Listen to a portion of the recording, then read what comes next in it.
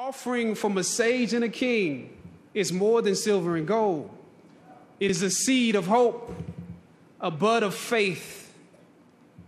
There is no Black Panther without Denzel Washington.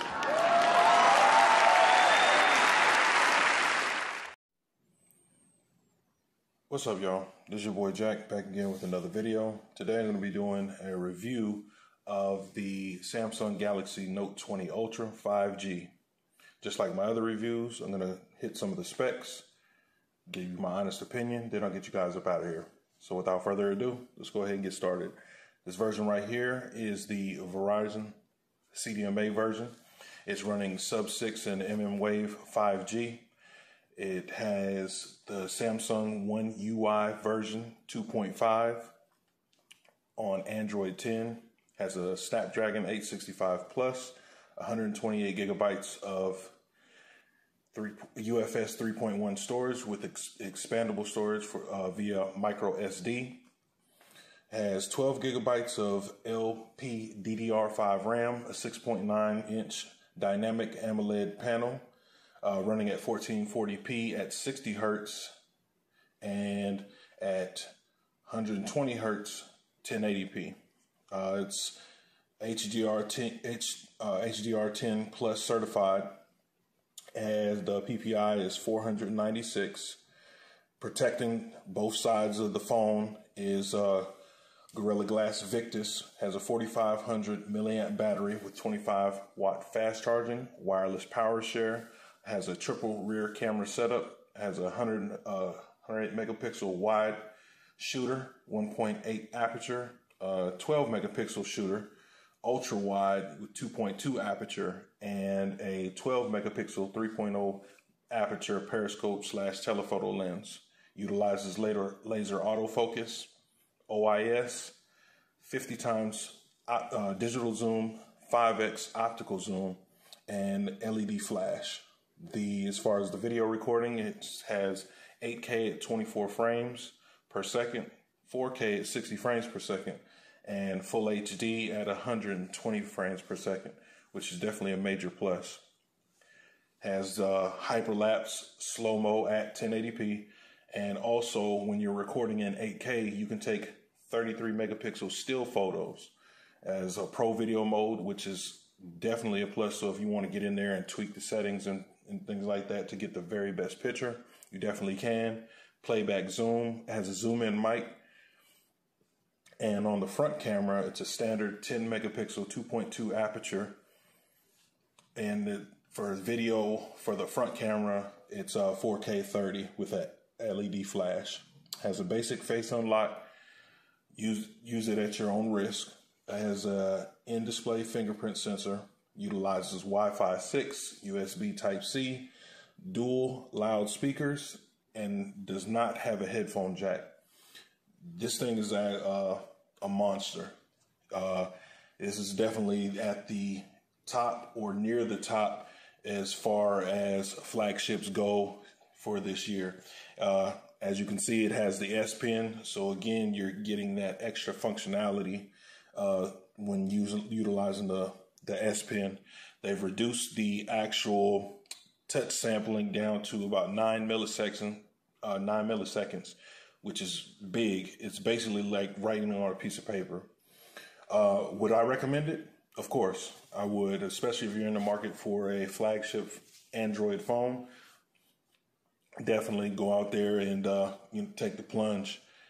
This particular unit is $1,300, but I would highly recommend, if you do get it, to go to Samsung's website, because they're running a big trade-in right now. And if you're coming from the Note 10 Plus, or if you have another flagship phone, you can get up to, I want to say, $650 off the phone itself. So it'll definitely absorb that blow.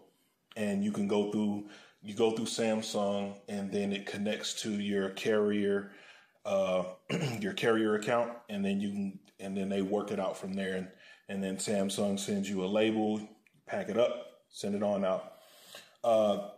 Things that I really don't like, and again, this is just some personal reasons and things like that, is I like that they put the power button on the right side, but they put the S Pen on the left side. And again, it's probably because of the camera hump, the big old camera hump. I'm pretty sure you've seen all the videos on the internet, on all the YouTubers and things like that. I don't like that. That's just a small gripe of mine. First world problems. I wish it had a bigger battery. The battery is not bad, but I just wish it would be better. I mean, it's the Note. You're paying $1,300 for it. There's other phones with a 5,000 milliamp battery. Why can't this one? I know they had the battery issues, 4 generations ago, but again, it seems like, everything's been rectified. This just seems like a missed opportunity for Samsung. Kind of feel like, we're getting the short end of the stick, so to speak. It doesn't have a headphone jack, which, again, you can have your opinions on that. I mean, if I'm paying $1,300 for a phone, give me the headphone jack. Give me everything.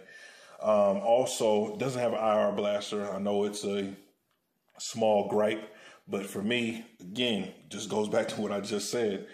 If you're going to be paying that much for a phone, give me everything. Throw the whole kitchen sink at it and then let me choose what I don't want to use. But again, those are small gripes. It's not a perfect phone. As you can see, the display is extremely nice. I love it. Have no problem with Samsung screens. I've been using the Note ever since the very, very first one, and I'm extremely impressed with this particular version. For personal reasons, I was really, really ready to get this phone in hand just because of the right side power button. But what I will say is, if I had the Note 10 Plus and if someone's asking me, should I upgrade? It comes down to personal preference, because I don't really think that the upgrade path for this particular phone is that big of a difference. So if you're satisfied with your Note 10 Plus and you don't mind and you've gotten used to the left-hand side power button and you're happy, you're really not missing anything. You're not missing a whole bunch. I mean, yeah, it has some new tricks and things like that, but I don't think that you're missing a whole bunch as far as the phone is concerned. But again, it's kind of like, do I trade it in now, get more money for my trade, or do I hold on to the phone, excuse me, and just wait it out and get less trade value a year from now or a year and a half from now. So for me, it was easy for me because personally I wanted to get back to the right-hand side. I just wish they would have kept everything on the right side, or just, make 2 different models. I mean, and also, one big major gripe, the 128 gigabytes of storage. Like, really? For a flagship, you only get 2 options, 128 gigabytes and 512 gigabytes. It should have started at 256 and then 512. Those should have been the options. Nobody uses 128 gigabytes these days. But again, everything's on the cloud. And so I guess they felt they could skimp some people on that. So again, would I recommend it? Yes, I would. But again, it comes at a premium. So one more thing that I did want to kind of show y'all. I did order another case because I have this case right here, but I did order one of the official Samsung cases, the clear protective cover, and just want to crack it open real quick. Here's a little bonus action for y'all, and you can already see I wanted to stick with the clear case thing, and so I was just really trying to figure out which way I wanted to go. Did I want to stick with the purple, or sorry about that little shake action? And this one, okay. So with these 2 particular clear cases, obviously you can see the color. This one looks like it has a little bit more protection. So if you drop it, and as far as the Samsung case, the difference is this particular case it's smooth. This one right here has ridges, so it's easier to grip. Okay, so I'll leave the link in the description for this particular case if you are interested. And also, one last thing. I haven't seen many of these. This is a protective case for the Samsung Galaxy Buds Live. They haven't come out with a whole bunch of them. I got this one off Newegg. I think this was like $10. So again, just want to show you guys. And it looks pretty standard. And again, it'll protect your buds. Uh-oh. Fell on the floor. As you can hear, it is a standard hard shell case, and looks like it just fits right here on the bottom, and then this part fits on the top right here. Pop it in there. Uh-oh. Doing this live so you guys can actually see it, and looks like it provides some protection. Yeah, I guess you get what you pay for. It was $10. I'll have to mess around with it while I'm on camera. Oh, that's why it's not fitting. I put it on wrong. So my apologies. Flip it around. Here we go. All right, now we off to the races. All right, so there you go. Has the caribou clip, and you can hook it on there, and looks like a pretty standard clip. I can see what we're working with. Okay, I'm not sure if this is well executed. I think the caribou clip, oh, okay, has the ring here. So my apologies. So ring goes on there, caribou clip goes on there.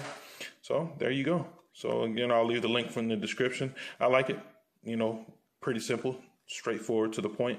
And this one was $9 on Newegg. So again, I'll leave the link to the description for all these items. So again, don't want to keep you guys here too long. You guys take care of each other. Peace. Campaign from Lower Marion High School, Kobe Bryant.